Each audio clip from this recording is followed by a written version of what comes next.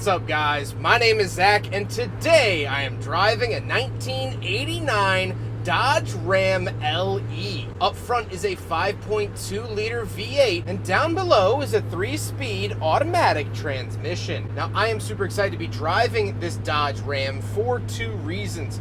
First of all, I love driving older cars with low mileage or that have been restored, and this actually checks both of those boxes. It is not only low mileage with 21,000 original miles, but it also has been restored in 2010. The second reason is the fact that I find this really fascinating because this vehicle was in production for so long, and when they switched to the second gen, it might have been the most drastic change in a model ever. So that will become very clear here today in this 89 Ram. But if you would like to submit your own vehicle, you can head on over to my website, zackpradel.com/submit.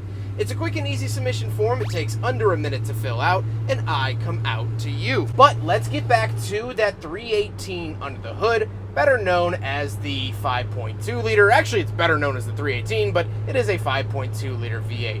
Well, that is one of the many engines offered throughout the life of this vehicle. We also did get a 360, which was the bigger and would later be called the Magnum V8. And way back in the day, you could even get it with a straight 6. So, engines aplenty in this chassis of truck. Like I said, paired to it is a 3-speed automatic transmission.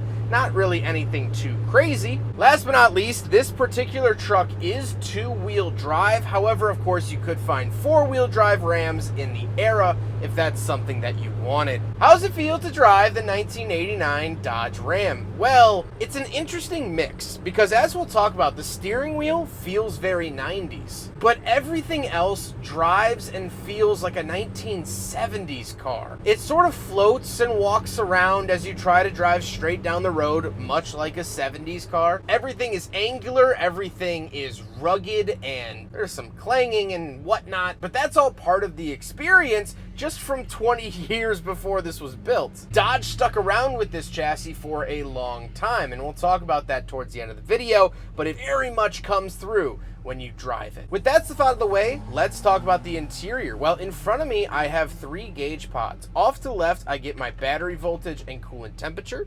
In the center, I get my speedometer, of course, highlighting 55 miles an hour. And to the right, I have my fuel and oil pressure. On the steering wheel, I don't get anything. However, like I mentioned, the steering wheel itself feels very 1990s. The shape of it, the texture on it, very, very 90s. Off to the left, I do have a fake climate vent because this was not an AC truck. And down below, we have our headlight switch, an aftermarket switch, and then there's this little slider that will open up a vent by your feet to pull air in. However, it's so warm today that the air hitting my leg is still also hot. But, you know, it's something. Moving on to the door, we have the little smoker's window and the crank for the window itself. No power windows here in the 89 Ram. And moving into the center, we get our message center. So this is where you'll find like warning lights and things like that. And we have our climate controls, but like I said, it's just heat, no AC in this particular model. And off to the right, you do see a little remote. That's for the aftermarket radio. That is not factory to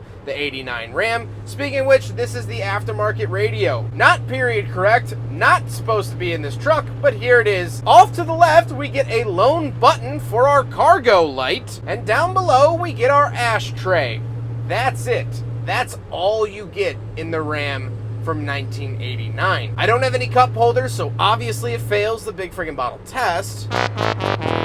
And we get a pretty comfortable bench seat. I actually do really, really like this bench seat. Very bouncy. It sort of helps out with the suspension or fills in the gap the suspension might leave. And honestly, I like these old bench seats. It reminds me of riding the school bus as a kid, so I can't say that they're bad.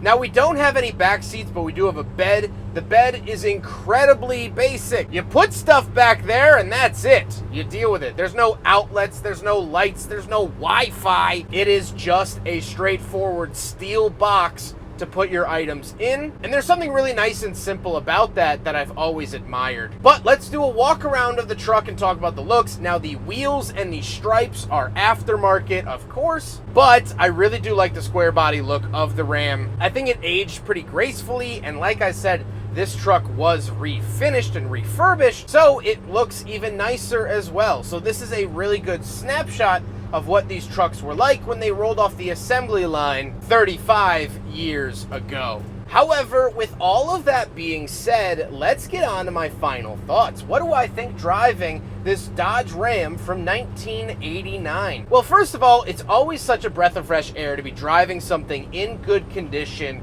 from so many years ago. I love reviewing cars that have been restored or are low mileage, and like I said, this ticks both of those. But I want to talk about this generation of Ram as a whole.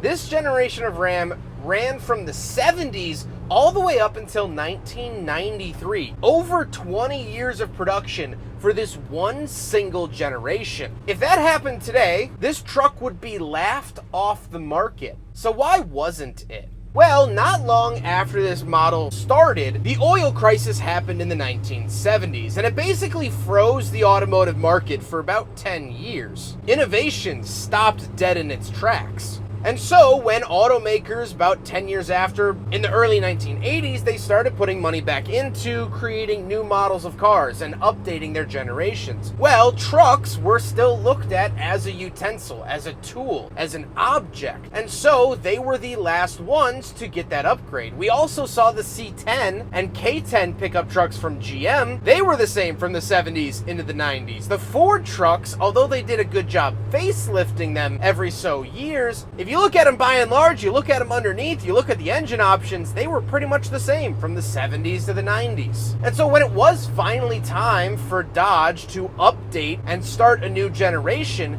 they went completely haywire and changed the game completely. The second generation Ram was looked at as a luxury truck. It had swooping, curvy lines like no pickup truck had had before. It had good sound systems. It had sound deadening. It had nice leather seats. And it changed the way that pickup trucks looked forever. Now, pickup trucks are curvy and they're stylish and they have to serve a purpose of daily driver, family car, pickup truck, band recital shuttle, all of that. Well, this was sort of the last truck that was just straightforward and basic. You own this on a farm, you own this if you had a company. This wasn't a style thing. This wasn't a fashion statement. And there's something really nice about that. I don't need my hammer in my toolbox to be bedazzled and have a Bluetooth speaker in it. I don't want a screwdriver that will also tell me the weather. And I don't need to be able to catch Pokemon on my refrigerator. So here's to one of the classics. The Ram was one of the best to do it, and it was able to survive the oil crisis, even though it might have lasted a little bit too long after that. I hope you guys enjoyed the video. Huge thank you to Elijah for letting me take out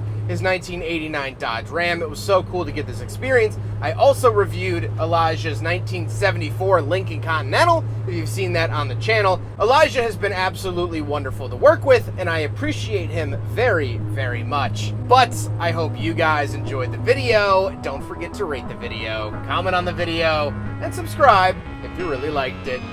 Take care, guys.